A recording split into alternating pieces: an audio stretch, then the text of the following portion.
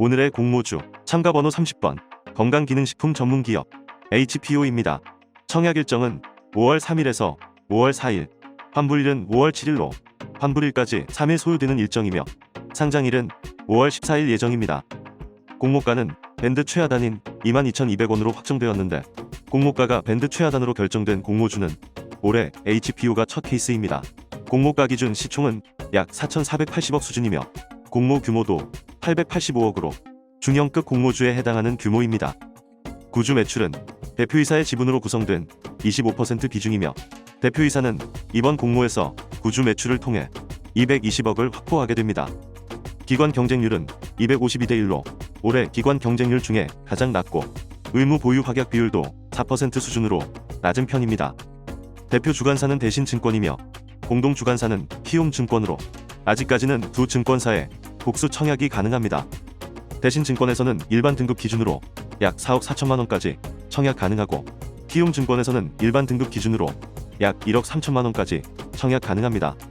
배정 방식은 대신증권, 키움증권 모두 균등 50%, 비례 50% 고정으로 진행하며 최소 청약 수량은 10주지만 기관의 수요 예측 결과가 좋지 않으면서 대신증권의 균등 배정 물량이 40만여 주로 많은 편이기 때문에 균등 배정도 10주 이상 배정받을 가능성이 커 보입니다. HPO는 북유럽의 엄격한 식품 안전 철학을 담은 글로벌 프리미엄 브랜드 덴푸스를 보유한 건강기능식품 개발 판매 기업입니다. 프리미엄 브랜드를 기반으로 한 주력 제품 중에서는 프로바이오틱스 제품인 덴마크 유산균 이야기가 국내 시장 점유율 6.9%, 종합비타민 제품인 트루바이타민이 국내 시장 점유율 5% 수준이며 이 두 가지 제품이 2020년 전체 매출에서 약 83%의 비중을 차지하는 등 특정 제품에 대한 매출 의존도가 큰 편입니다. 최근 3개년 평균 매출 성장률은 58.3%로 같은 기간 건강기능식품 시장 평균 성장률 5.3%보다 크게 웃돌고 있으며 이는 전반적으로 건강기능식품 시장의 성장이 정체되었음에도 불구하고 HPO의 핵심 상품군인 프로바이오틱스 제품 시장은 연평균 23.9%로 가파른 성장세를 보여주고 있다는 점에서 HPO가 많은 수혜를 받은 것으로 볼 수 있습니다. 이러한 성장세와 프리미엄 브랜드 지위를 바탕으로 2018년부터 19% 수준의 영업이익률을 유지하고 있으며 이는 2019년 업종 평균 5.4%보다 월등히 높은 수익성을 보여주고 있고 2020년 차입금 의존도가 0%일 정도로 재무 안정성은 업종 평균 대비 우수하다고 평가할 수 있겠습니다. 괜찮아 보이는 이 회사, 그런데 몇 가지 문제점이 있었습니다. 사업 관점에서 문제점을 요약해보면 건강기능식품을 연구 개발하는 기업 이미지보다는 유럽에서 고급 원료를 수입하고 프리미엄 브랜드로 포장하여 마케팅에 주력하는 기업 이미지에 가깝다는 점입니다. 주력 제품인 덴마크 유산균 이야기는 덴마크의 크리스찬 한센을 통해, 트루바이타민은 국내 회사인 노바렉스를 통해 외주 생산을 하고 있습니다. 효율적인 경영을 위해 생산시설을 직접 보유하지 않는다는 것이 회사의 방향이지만 원료도 수입하고 생산도 외주에 의존하는 사업 구조는 사실상 수입한 제품을 브랜딩하여 판매하는 회사에 가깝다고 볼 수 있겠습니다. 따라서 제품을 어떻게 홍보해서 판매하느냐가 이 회사의 큰 과제이며 대표이사가 GS 홈쇼핑 출신이기 때문인지 주요 판매 채널 중에서 홈쇼핑이 2020년 기준으로 57.5%나 차지할 정도로 비중이 크다는 점과 시네라 유산균, 다니엘 헤니 비타민과 같이 스타를 활용한 전통적인 마케팅 전략을 활용함으로써 매출액 대비 광고 선전비 비중은 2018년 1.5%에서 2020년 12%까지 늘어나는 등 마케팅 비용이 크게 증가했습니다. 코로나로 인해 면역력에 대한 관심이 늘어나면서 이러한 마케팅이 회사의 실적 성장에 큰 역할을 한 것은 분명해 보입니다. 하지만 향후 성장세가 브랜드 마케팅으로만 지속될 수 있을지는 의문입니다. 회사도 IPO를 준비하면서 이러한 문제점은 인지하고 있었을 것 같습니다.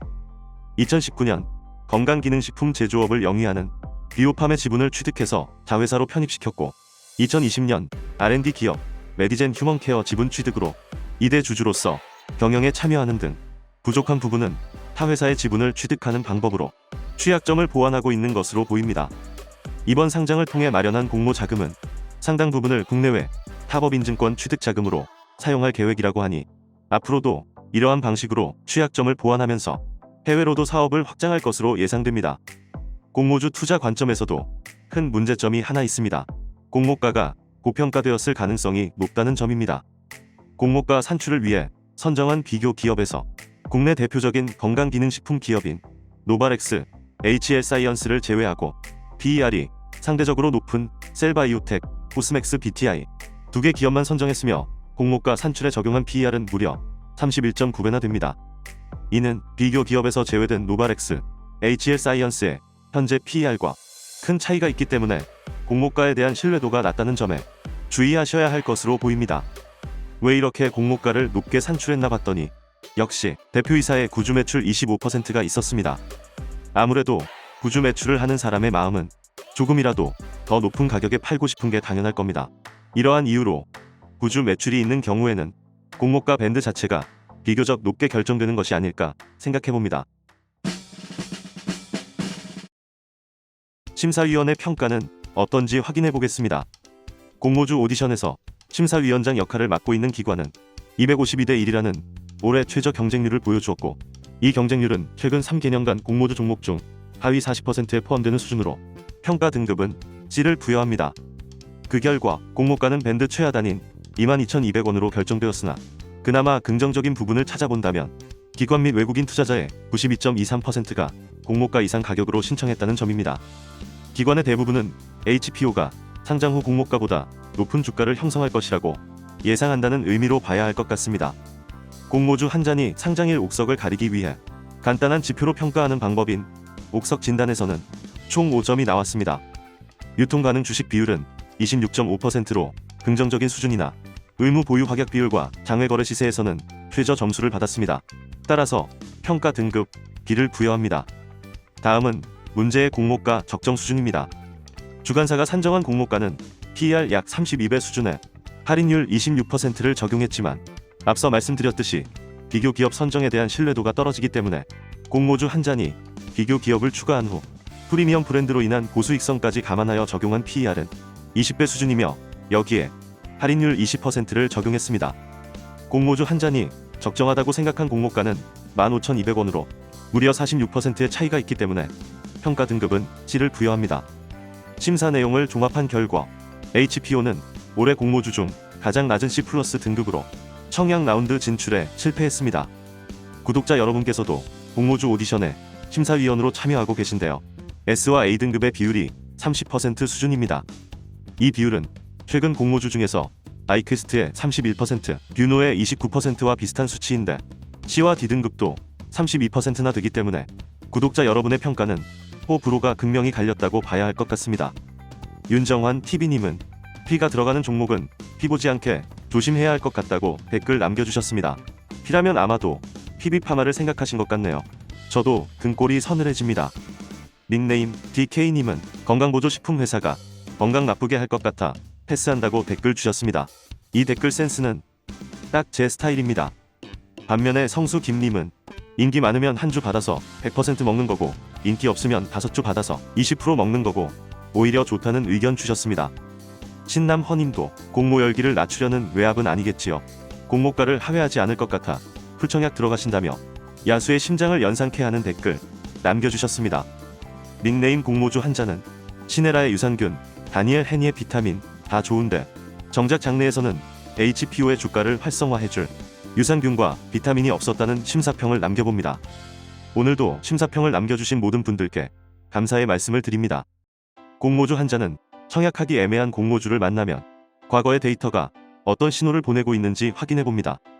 최근 3개년간 기관 경쟁률 250대 1 미만이었던 종목은 82건, 이 중 46건, 즉 56%는 상장의 시초가가 공모가를 상회했으며 시초가 평균 수익률은 22.5%였습니다.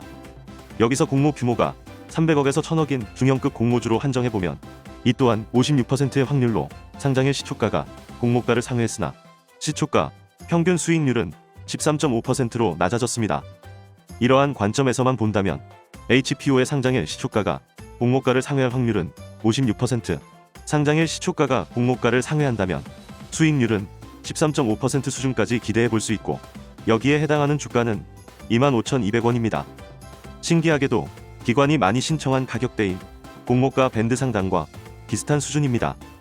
마지막으로 공모주 한 잔의 청약 계획을 공유드리면서 마치겠습니다.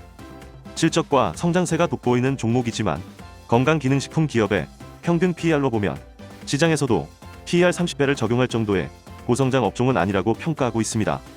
데이터가 보내는 신호처럼 상장의 시초가는 공모가를 웃돌 가능성이 50% 이상이라고 보지만 상장일 주가는 당일 증시 분위기에 따라 좌우될 가능성이 더 크다고 판단됩니다. 따라서 상장일 매도 타이밍을 잡기 어려울 수 있고 공모가를 무시하고 청약하기에는 리스크가 큰 종목이라고 생각하여 공모주 한자는 비례 청약은 물론 균등 청약도 참여하지 않을 계획입니다. 하지만 공모주에도 하이 리스크, 하이 리턴이 존재하듯이 오히려 관심도가 낮은 종목이 더 많은 수익을 가져다 주기도 합니다. 여러분은 이제 56% 승률이 있는 게임에 응할 것인지 결정을 하셔야 합니다. 결정은 여러분의 몫입니다. 이것은 개인적인 의견일 뿐 투자에 대한 판단과 책임은 본인에게 있다는 것 잊으시면 안 됩니다. 청약하시는 분들에게 좋은 결과가 있기를 기원합니다. 이상 오늘도 공모주 한 잔이었습니다. 감사합니다.